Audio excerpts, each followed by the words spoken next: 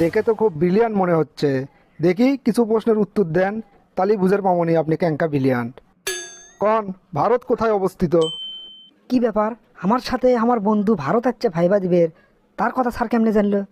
We তো এখন টয়লেটে গেছে। স্যার, ভারত এখন টয়লেটে অবস্থিত। হ্যাঁ, এলে কি আবল তাবল উত্তর দিচ্ছেন?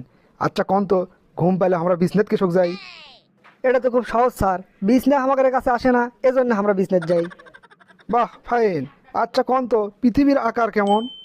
পৃথিবীর আকার হচ্ছে স্যার গোলাকার। খুব ভালো। আচ্ছা, পৃথিবীর আকার যে গোলাকার সেটা আপনি প্রমাণ করে দেখান। স্যার শোনেন, ক্লাস 5-এর পরীক্ষাতে একবার আসছিল পৃথিবীর আকার কেমন, তা আমি লেখছিল পৃথিবীর আকার 4 কোনা, স্যার কেটে দিল।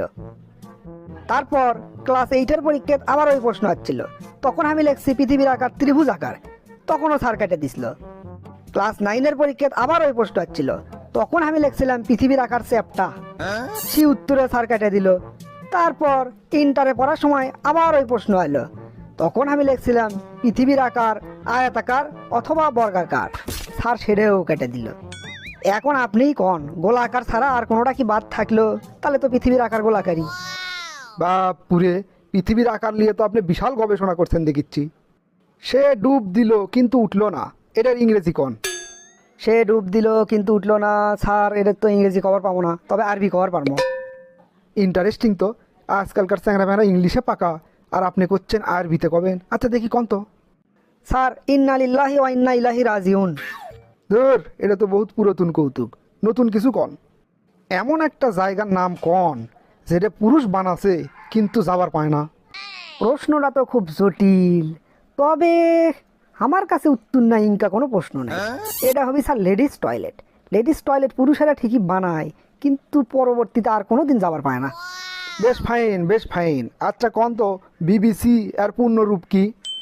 বিবিসি তো স্যার আমার বন্ধু বল্টুকের কোম্পানির নাম। হ্যাঁ, কি কন? বিবিসি বল্টুকের কোম্পানির নাম? হ স্যার, বিবিসি মানে হচ্ছে বল্টু বিস্কুট কোম্পানি। ধুর, বলদের বাচ্চা চিকুম্বুরা। স্যার এটাও হয়, স্যার এটাও হয়। ঠিক আছে, ঠিক আছে। আচ্ছা কন তো, যীশু খ্রিস্ট, শ্রীকৃষ্ণ, গৌতম বুদ্ধ, এনাদের মধ্যে মিল কোথায়? স্যার এনাদের মধ্যে মিল হচ্ছে এনারা সবাই বিখ্যাত লোক, আর সবচেয়ে বড় মিল হচ্ছে সগলি ছুটির দিনে জন্ম লেছে। হ্যাঁ, এটাই তো আগের মধ্যে সবচেয়ে বড় মিল। আচ্ছা, ইতিহাস থেকে একটা প্রশ্ন ধরি, আকবরের জীবনকাল কত?